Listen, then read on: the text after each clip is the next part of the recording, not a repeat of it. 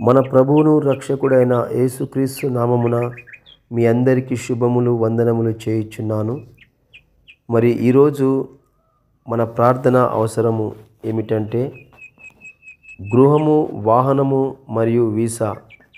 దీని కొరకు మీరు ప్రార్థన చేయవాలంటే బైబిల్ గ్రంథంలో నుండి మనకు అనేక వచనములు దేవుడు మన కొరకు సిద్ధపరిచి ఉంచాడు కనుక ఎవరు చింతించవద్దు. మరి ఈ వచనంలో ఎత్తి పట్టి ప్రార్థన చేయండి. తప్పక మన ప్రభు అయిన దేవుడు జవాబు అనుగ్రహిస్తాడు. ప్రతి మాటను మరి నమ్మి విశ్వసించండి. హృదయంలో దాచిపెట్టుకోనండి. మీ హృదయం అనే పలక మీద మరి వాటిని వ్రాసి పెట్టుకోనండి. ఈ వాగ్దానములు ఎత్తిపట్టి ప్రార్థన చేయండి. తప్పక మన ప్రభు అయిన దేవుడు మీకు జవాబు అనుగ్రహించునుగాక.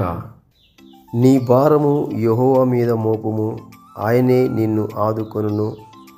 నీతిమంతులను ఆయన ఎన్నడూను కదలనీయడు. కీర్తనల గ్రంథము 55వ అధ్యాయము 22వ వచనము. ఇది వరకు మీరేమియు నా పేరిట అడగలేదు. మీ సంతోషము పరిపూర్ణమగునట్లు అడుగుడి, మీకు దొరుకును.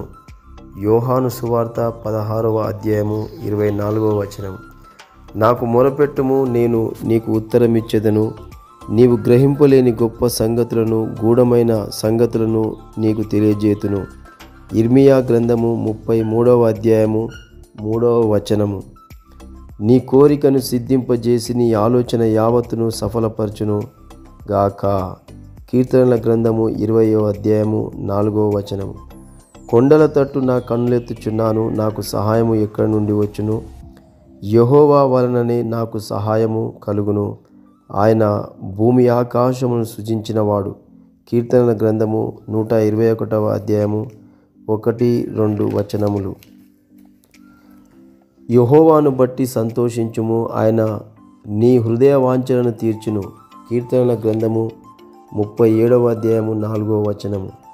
మీరు నా నామమున దేనిని అడుగుదురో తండ్రి కుమారుని యందు మహిమపరచబడుటకై దానిని చేతును. నా నామమున మీరు నన్నేమి అడిగినను నేను చేతును. యోహాను సువార్త 14వ అధ్యాయము 13-14 వచనములు. మీరు చెడ్డవారయుండియు మీ పిల్లలకు మంచి ఈవులను ఎరిగి ఉండగా పరలోకమందున్న మీ తండ్రి తన్ను అడుగువారికి అంతకంటే ఎంతో శ్రేష్టమైన మంచి ఈవులను ఇచ్చును. మత్తయి సువార్త 7వ అధ్యాయము 11వ వచనము. మనలో కార్యసాధకమైన తన శక్తి చొప్పున మనము అడుగు వాటన్నిటికంటేను ఊహించు వాటన్నిటికంటేను అత్యధికముగా చేయ శక్తిగల దేవునికి ఎఫెసీయులకు రాసిన పత్రిక 3వ అధ్యాయము 20వ వచనం. ఆయన మిమ్మును గూర్చి చింతించుచున్నాడు గనక మీ చింత యావత్తు ఆయన మీద వేడి. 1వ పేతురు రాసిన పత్రిక 5వ అధ్యాయము 7వ వచనం. ఇది మనుషులకు అసాధ్యమే గాని దేవునికి సమస్తమును సాధ్యమని చెప్పెను. మత్తయి సువార్త 19వ అధ్యాయము 26వ వచనము. అందుకు యేసు, నమ్ముట నీ వలనైతే నమ్మువానికి సమస్తము సాధ్యమేనని అతనితో చెప్పెను. మార్కు సువార్త 9వ అధ్యాయము 23వ వచనం. అడుగుడి మీకు ఇయ్యబడును, వెదకుడి మీకు దొరుకును, తట్టుడి మీకు తీయబడును. మత్తయి సువార్త 7వ అధ్యాయము 7వ వచనము. మరియు మీరు ఇద్దరిలో తాము వేడుకొను దేనిని గూర్చి అయినను భూమి మీద ఏకీభవించిన ఎడల అది పరలోకమందున్న నా తండ్రి వలన వారికి దొరుకునని మీతో చెప్పుచున్నాను. మత్తయి సువార్త 18వ అధ్యాయము 19వ వచనము. తన సొంత కుమారుని అనుగ్రహించుటకు వెనుక తీయక మన అందరి కొరకు ఆయనను అప్పగించినవాడు ఆయనతో పాటు సమస్తమును మనకెందుకు అనుగ్రహింపడు? రోమీయులకు రాసిన పత్రిక 8వ అధ్యాయము 32వ వచనము.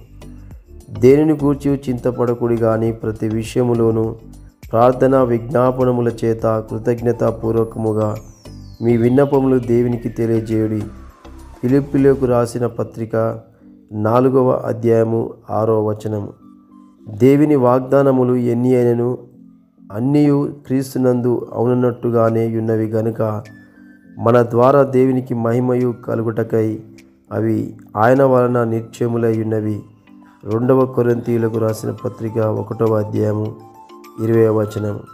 ఇవన్నీ మీకు కావాలని మీ పరలోకపు తండ్రికి తెలియను. మత్తయి సువార్త 6వ అధ్యాయము 32వ వచనం. దేవుడు ఈ వాగ్దానములన్నిటి ప్రకారము మిమ్మల్ని అందరినీ దీవించి ఆశీర్వదించునుగాక. ఆమేన్.